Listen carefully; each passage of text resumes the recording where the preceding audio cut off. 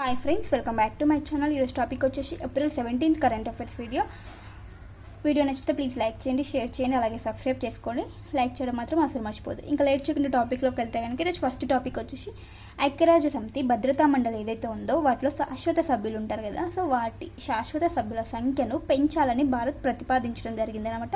So ఇప్పుడు ఎన్ని శాశ్వత దేశాలు ఉన్నాయి భద్రతా మండలిలో అంటే టోటల్గా 5 ఉన్నాయన్నమాట ప్రజెంట్. వాటి యొక్క సంఖ్యను 11కు పెంచాలని భారత్ యొక్క ఒక ప్రతిపాదనగా చెప్పడం జరిగింది భారత్. అయితే సాధారణ సభ్యుల సంఖ్యను వచ్చేసి 25 or 26కు పెంచాలని కూడా ప్రతిపాదించడం జరిగింది భారత్.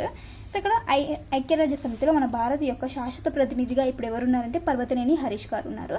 ఇక్కడ చూస్తే కనుక శాశ్వత సభ్య దేశాలన్నీ 5 అని చెప్పాను కదా, అవి ఏంటంటే China, Russia, France, UK, US. ఇవి వచ్చేసి 5 శాశ్వత సభ్య దేశాలు. వీటి యొక్క సంఖ్యనే 11కు పెంచాలని భారత్ ప్రతిపాదించడం జరిగింది.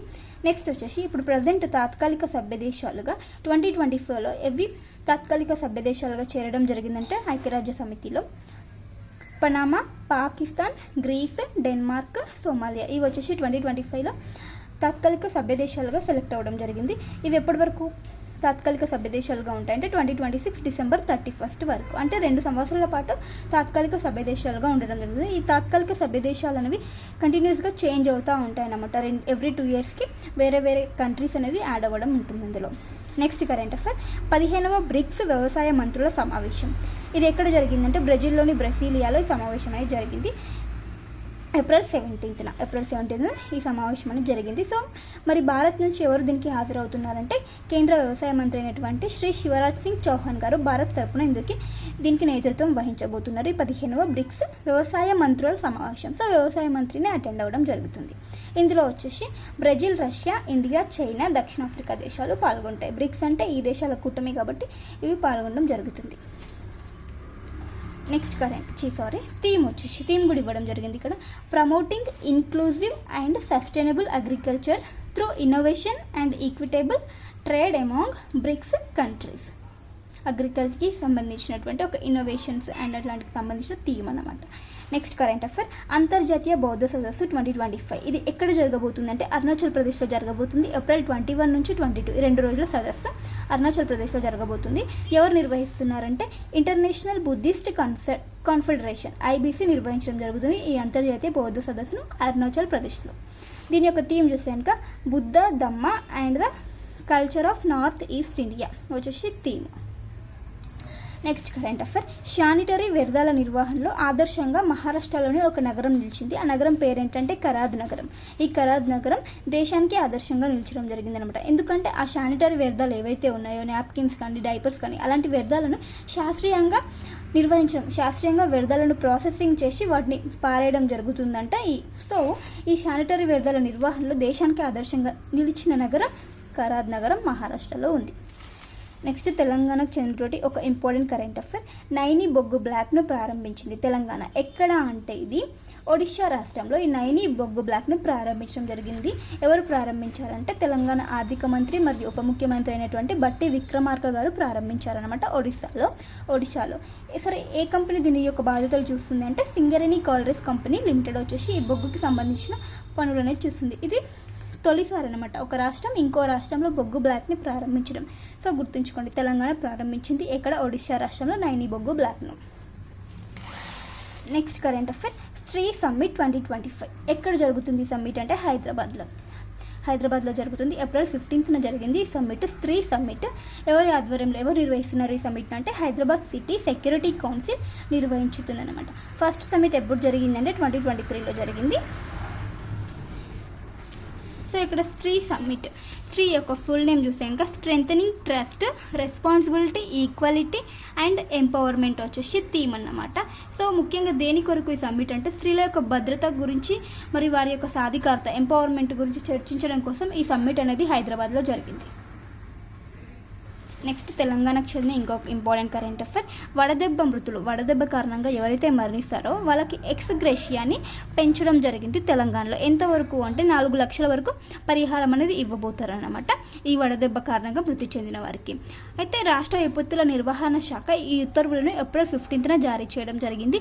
ఇంతకుముందు వచ్చేసి ఈ ఎక్స్గ్రేషియా పరిహారం ఎంతైతే ఉందంటే 50,000 ఇచ్చేవారు, ఇప్పుడు 4 లక్షలకు పెంచడం జరిగింది. అండ్ ఇంకోటి ఏంటంటే ఈ వడదెబ్బను రాష్ట్ర ప్రత్యేక విపత్తుగా ప్రకటించింది తెలంగాణ, గుర్తుంచుకోండి.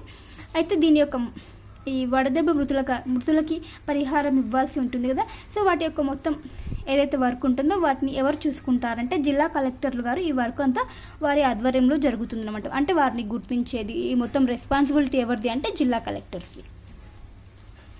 నెక్స్ట్ కరెంట్ అఫైర్, ఇక పల్లెలోనూ కూడా ఐలాలు ఏర్పాటంట. ఐలా అంటే ఏంటంటే ఇండస్ట్రియల్ ఏరియా లోకల్ అథారిటీస్.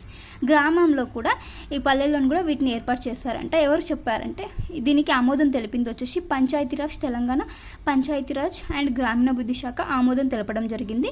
దీనికి వచ్చేసి ఒక ప్రభుత్వ కమిషనర్ ఉండడం జరుగుతుందంట. ప్రతి ఐలాకి ఒక ప్రభుత్వ కమిషనర్ ఉంటారంట.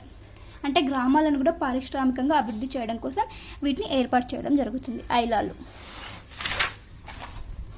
నెక్స్ట్ కరెంట్ అఫైర్, భాషా సమ్మాన్ యువ పురస్కారం 2025 ఎవరికి రావడం జరిగింది? భాషా సమ్మాన్ యువ పురస్కారం వచ్చేసి ఓయూ అసిస్టెంట్ ప్రొఫెసర్ అయినటువంటి గిన్నారపు ఆదినారాయణ గారికి భాషా సమ్మాన్ యువ పురస్కారం 2025 రావడం జరిగింది.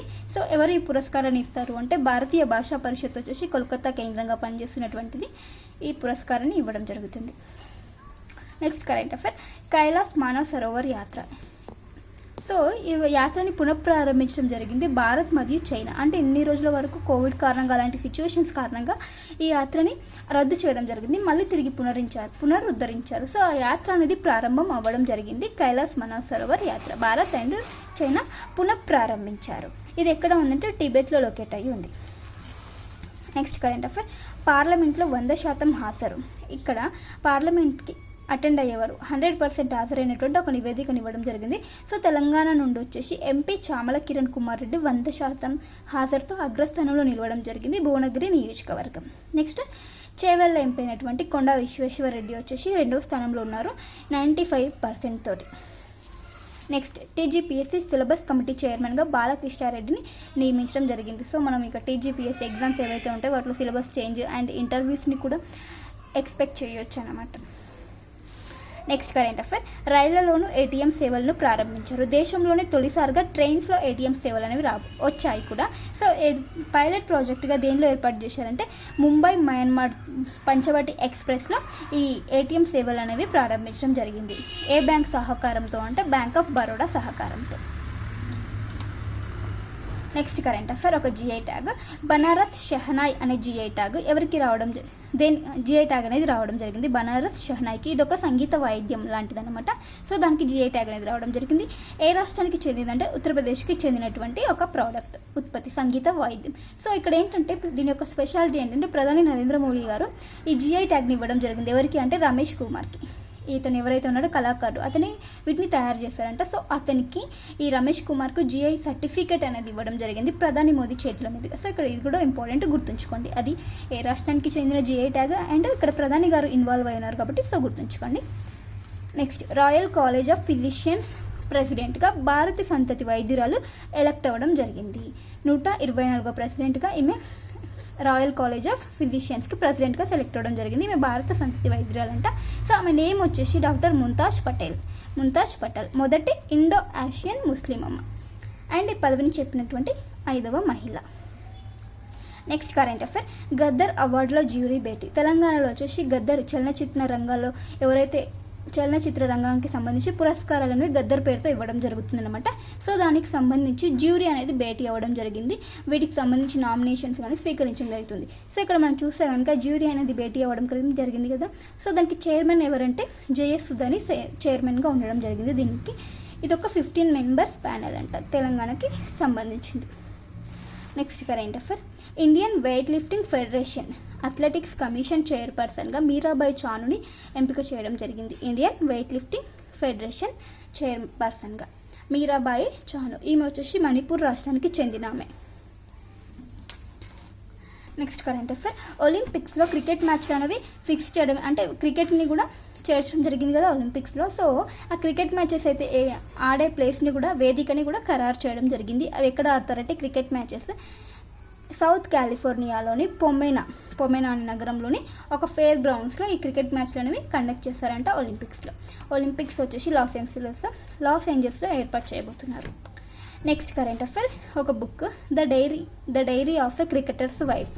The diary of A cricketers wife అనే ఒక బుక్ని ఎవరు రచించారు, ఆథర్ ఎవరంటే పూజారా వచ్చేసి ఈ బుక్ని రచించడం జరిగింది. సో ఇవన్నీ ఫ్రెండ్స్ ఈరోజు ఇంపార్టెంట్ కరెంట్ అఫైర్స్. వీడియో నచ్చితే ప్లీజ్ లైక్ చేయండి, షేర్ చేయండి, అలాగే సబ్స్క్రైబ్ చేసుకోవడం మాత్రం అసలు మర్చిపోద్దు. Thank you for watching. Bye by.